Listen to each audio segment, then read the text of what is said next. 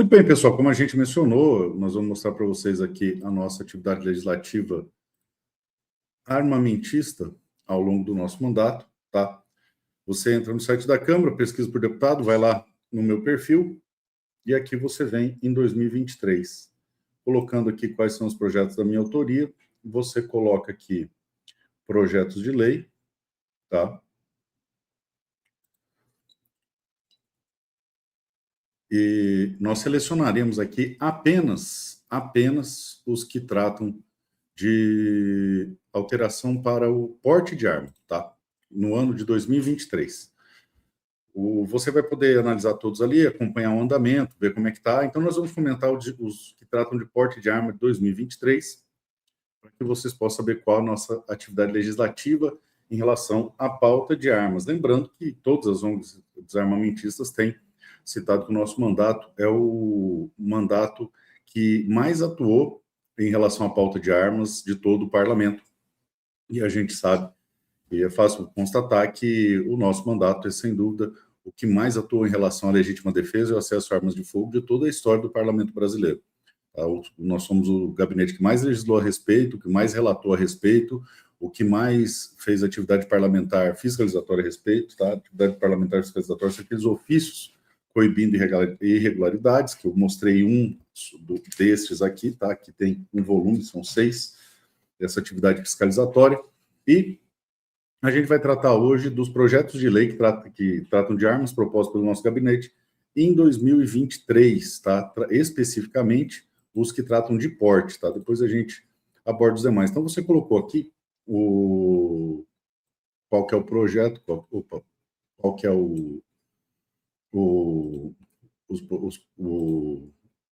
a questão do gabinete lá, você coloca pelo nome do deputado aqui, certo? E aí, deixa eu tirar isso aqui daqui. Aí, clique no projeto de lei. Nós vamos analisar, então, os que tratam especificamente de porte de arma, tá? Depois a gente analisa os demais. Muito bem. O primeiro é o 46.050, de 23, que já está pronto para ir para o plenário. O que ele disciplina? Altera o artigo 6º, tá? Lembrando a vocês, vamos encontrar aqui o artigo 6º do Estatuto do Desarmamento. Artigo 6º, Estatuto.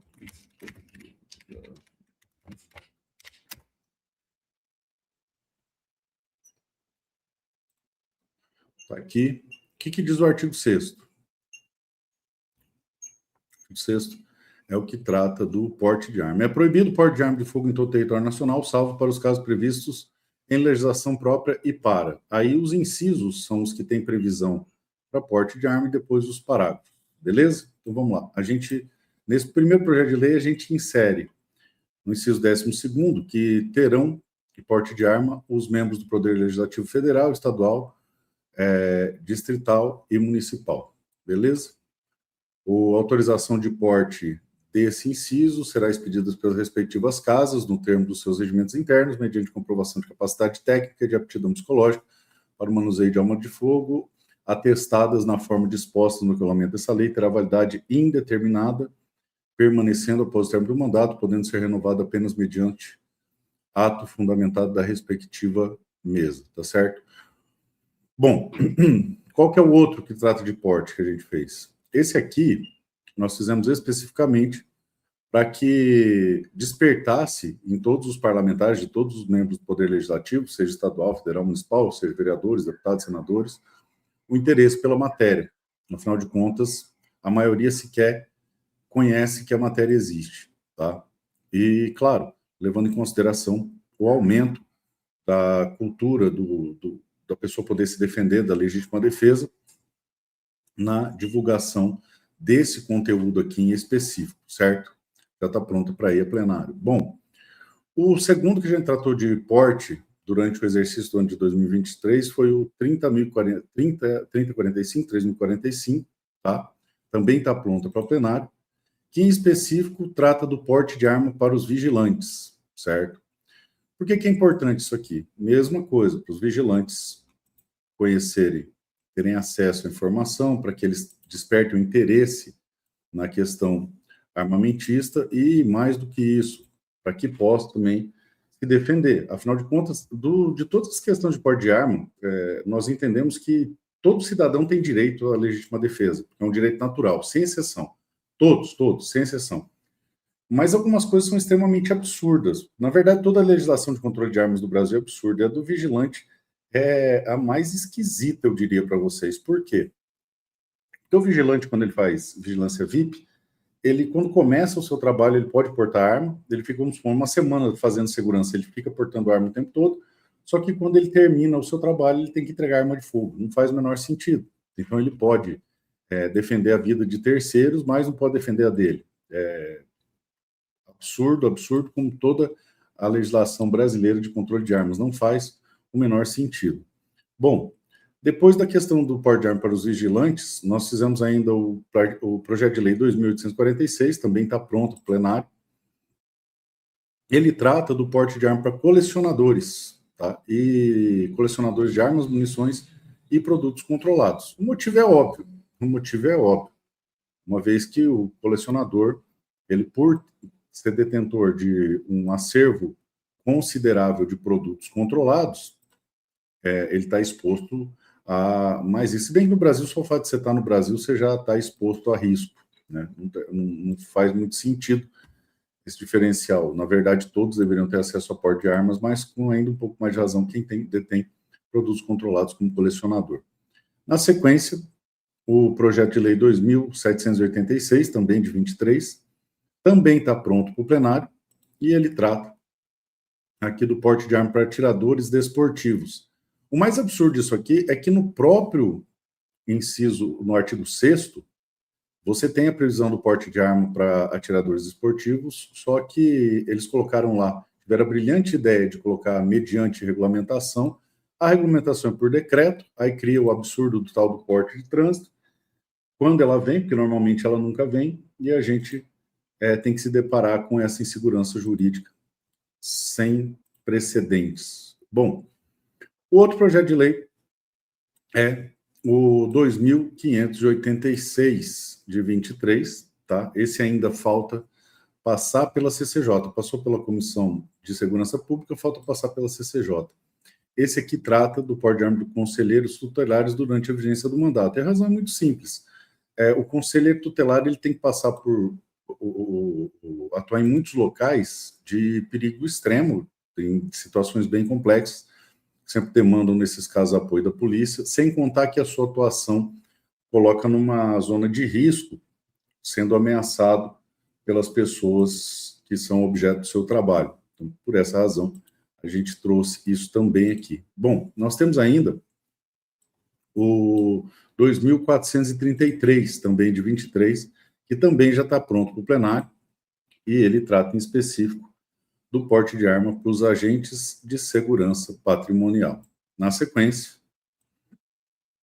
o 2.267, também de 23, que também está pronto para o plenário, que trata do porte de arma para caçadores com inscrição regular ativa no Exército. Veja o absurdo que é o nosso país, o absurdo que é a legislação de controle de armas do Brasil. Você pode se deslocar na zona rural, lugar ermo, sem policiamento, com o seu acervo, só que você não pode se proteger, deixando você extremamente exposto à ação de criminosos. Bom, por fim, no ano de 23, nós temos o projeto de lei 5976, certo? Que também está pronto para o plenário, que trata do porte de arma dos integrantes da auditoria da Receita Federal, tá certo? Bom, todos esses projetos de lei de porte por categoria, sem exceção, ele tem por um objetivo muito claro a divulgação do tema. Nós que fazemos parte de uma bolha, a gente acha que todo mundo sabe que pode comprar arma de fogo, que pode ser atirador, que pode ser colecionador, que pode ser caçador, e isso não é verdade. Grande parte da população sequer sabe que pode comprar arma. Tanto que de todos os benefícios do governo Bolsonaro, o mais marcante deles foi divulgar a possibilidade de acesso à arma, mesmo com as restrições absurdas que o Brasil impõe. Por isso que aumentou muito o número de CAC, aumentou muito as pessoas que compraram arma para defesa no Sinarme. E quando a gente faz um projeto por categoria, quando saem as notícias a respeito dessa categoria específica, o segmento passa a demonstrar interesse, buscar perguntar se já pode, coisa que a gente sabe que só depois que passar na Câmara, nas comissões do Senado, no Senado e ser sancionado.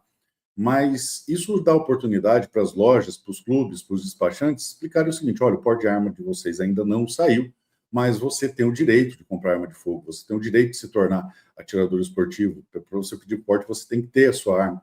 E isso acaba fomentando a divulgação da pauta de armas e também despertando o interesse dessas pessoas.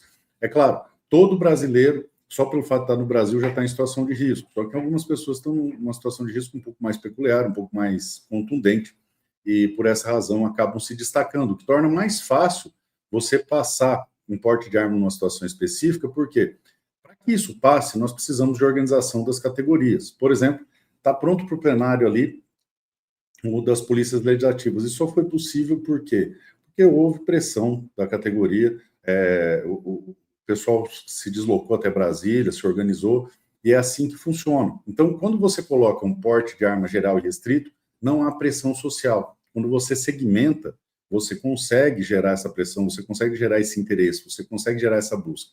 E lembrando que eu sempre disse isso, desde o começo, desde os meus primeiros vídeos, cada categoria que você tira do Estatuto de Desarmamento é como se você tirasse um tijolo a menos da barreira que é o Estatuto de Desarmamento, e isso vai enfraquecendo a restrição e a política de restrição, além da vantagem de poder levar conhecimento a essas pessoas, manter a pauta em evidência e trazer interesse para que as pessoas procurem saber que elas têm direito a defender a vida da sua família e do seu patrimônio, tá certo? A gente segue com alguns outros projetos de lei, e é isso aí. Um forte abraço.